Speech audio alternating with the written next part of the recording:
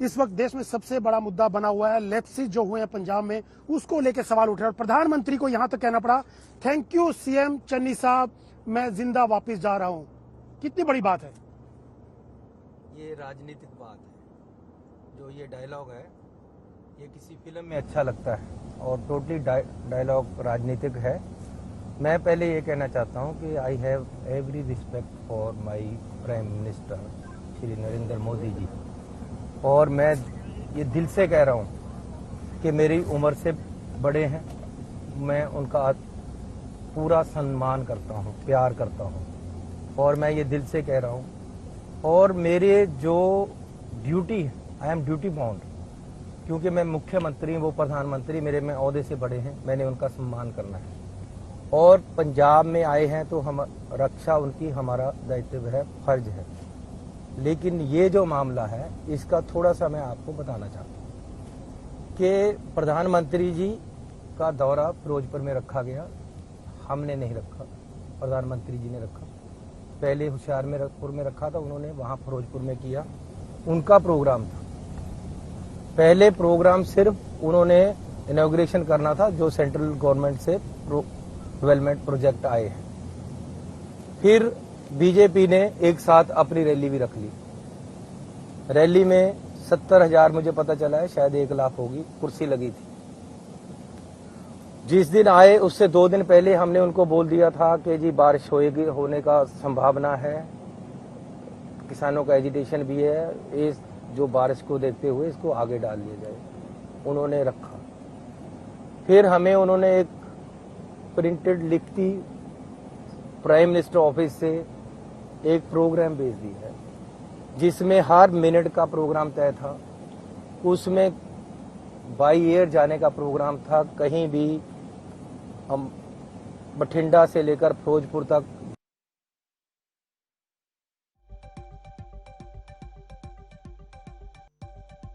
Air करना था जहाज के साथ।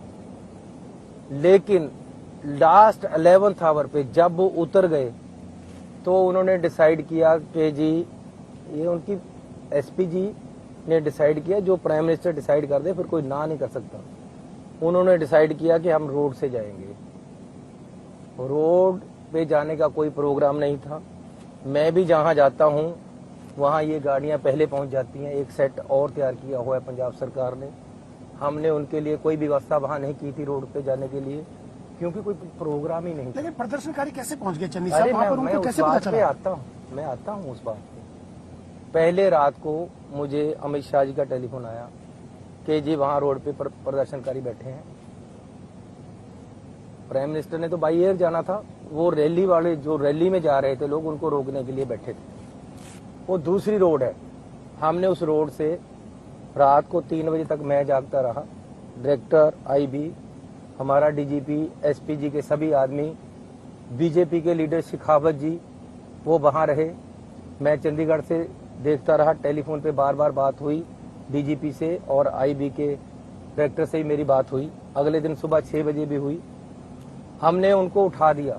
मैंने अपने दफ्तर की तरफ से एश्योरेंस दी कि जी आपको प्राइम मिनिस्टर जी से मिलाया जाएगा, लिखती दी, और आप ये रास्ता छोड़ दो। 2 बार मुझे ये भी टेलीफोन आया कि सख्ती करनी होगी। मैंने कहा सख्ती नहीं करनी, प्यार से करना है, लाठियां नहीं चलाएंगे, गोली नहीं चलाएंगे।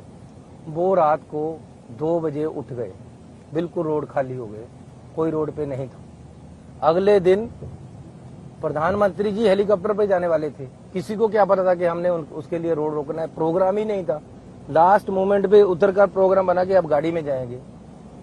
जब रास्ते में जा रहे थे तो लगभग 12 किलोमीटर आगे पता चला, 1 किलोमीटर जब रह गया था वो रास्ता, कि एकदम आकर कोई कुछ 5-10 बंदे सड़क पर आकर, अरे सुनो, 10 बंदे सड़क पर आकर बैठ गए, एक ट्राली लगाकर।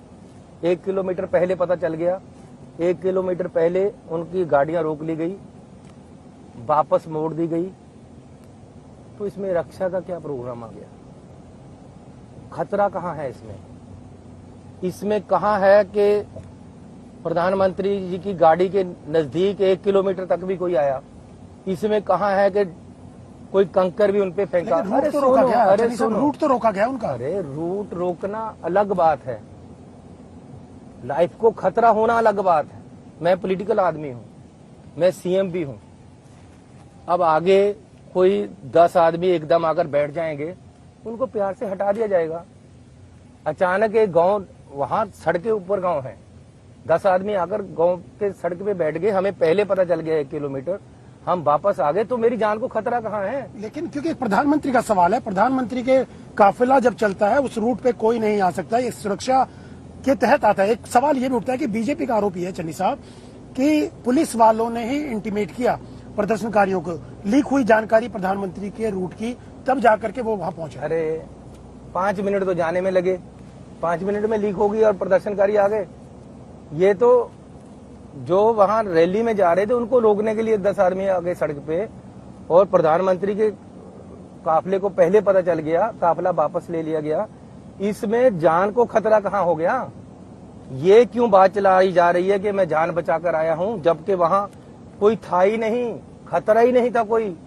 वो एरिया बीएसपी के अंडर आता है, इन्होंने 15 किलोमीटर से 50 किलोमीटर कर दिया, उसके अंडर है बीएसएफ के। दूसरा, वहां एसपीजी थी, टोटल कंट्रोल एसपीजी कर रही थी, वहां बीएसएफ थी, वहां आईबी थी, इनकी टोटल इंटेलिजेंस टीम थी। जहां प्रधानमंत्री जाते हैं 5 दिन पहले से कब्जा उन्होंने ले लिया था जगह का, वहां जितना कंट्रोल था वहां, अरे सुनो, वहां सेंटर का कंट्रोल था, पंजाब का नहीं था। तो स्टेट पुलिस की जिम्मेवारी होती है। अरे जिम्मेवारी ये क्यों नहीं बोलते कि एसपीजी का फेल्योर है?